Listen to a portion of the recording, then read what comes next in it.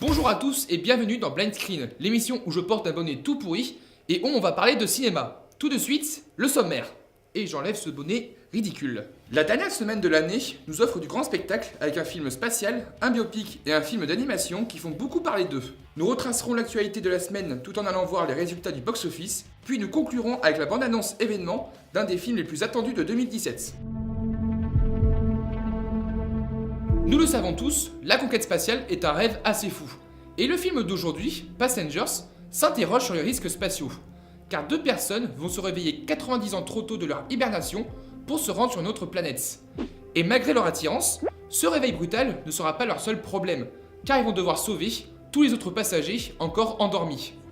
Personne d'autre n'est réveillé. Je pense qu'il y a eu un problème avec les modules d'hibernation. On s'est réveillé beaucoup trop tôt. 90 ans trop tôt. C'est un cauchemar. Il faut qu'on retourne dormir. Impossible. Ce film, figurant sur la blacklist des meilleurs scénarios inadaptés à Hollywood, est réalisé par Morten Tyldum, le papa d'Imitation Game. Il arrive à mélanger habilement science-fiction, huis clos, romance et action pour nous offrir une course infernale contre le temps et l'espace. Un film qui a permis aux deux acteurs de devenir très complices. On vous laisse regarder le résultat.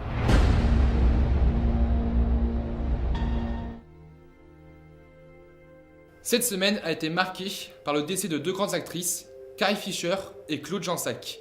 Le cinéma a perdu deux grandes icônes qui ont su marquer plus d'une génération. Et nous avons voulu leur rendre hommage. Elle est toute petite. J'adore les petits enfants.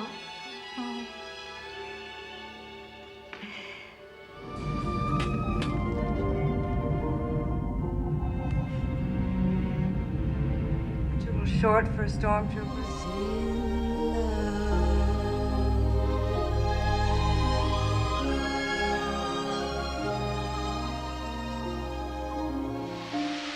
It's good to see you, sweetheart.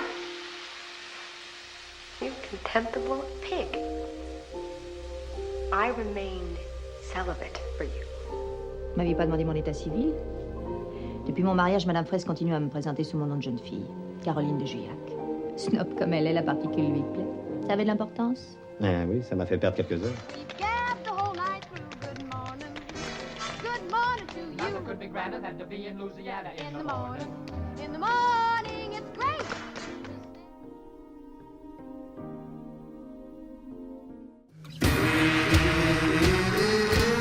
J'imagine que vous vous êtes tous demandé une fois dans votre vie qui a créé McDonald's. Et l'œuvre qui répond à cette question, c'est le fondateur. Un biopic retraçant l'histoire de Ray Kroc qui rachète la société McDonald's à deux frères. Mais cette transaction ne va pas se passer aussi bien que prévu et subira quelques tumultes suite à ce rachat. Des commandes prêtes en 30 secondes au lieu de 30 minutes. Unique, original, on n'a jamais vu ça. C'est révolutionnaire. C'est exactement ça, c'est révolutionnaire. C'est quoi ça? Les arches dorées. Ça met le restaurant en valeur. Michael Keaton confirme son retour sur le devant de la scène avec ce film qui a conquis les États-Unis. Et ce projet a intéressé de grands noms du cinéma avec les frères Coen à la réalisation et Tom Hanks dans le rôle principal. Michael Keaton s'en est bien sorti, surtout à l'approche des Oscars.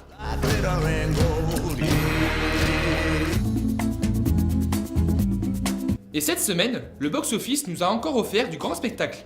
Rogue One continue sa course en engendrant encore 1,3 million d'entrées qui lui permet de franchir le cap des 3 millions. Un très beau score qui confirme l'engouement autour du film. Vaiana ne démérite pas, avec 985 000 entrées qui le rapproche des 4 millions d'entrées.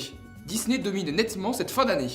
La grosse sortie de la semaine, Assassin's Creed s'offre un bon départ avec plus de 880 000 entrées, ce qui compense avec son faible démarrage aux États-Unis. La suite du classement est occupée encore une fois par Demain tout commence avec 530 000 entrées en plus et Ballerina qui dépasse le million d'entrées avec plus de 460 000 entrées. Un très joli score pour ce film d'animation.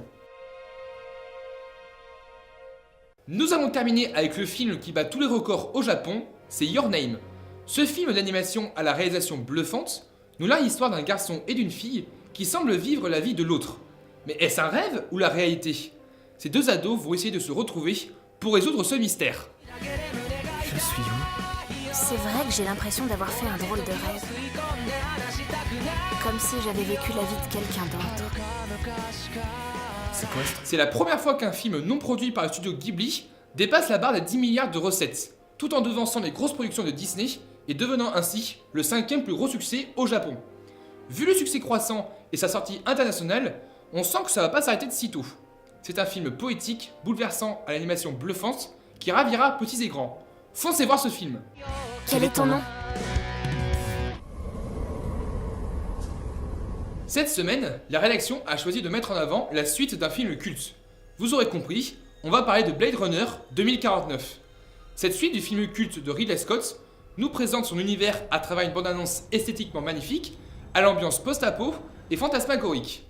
Denis Villeneuve nous montre sa maîtrise de la science-fiction et sa compréhension de l'univers de Blade Runner.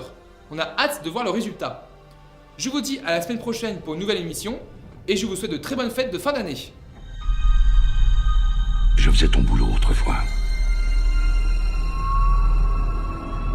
Et je le faisais bien.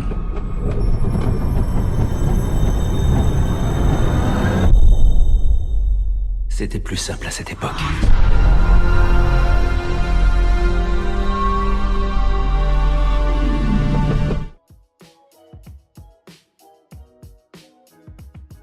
Et le film Passengers s'interroge sur les risques spatiaux. Carnebla. Carnebla.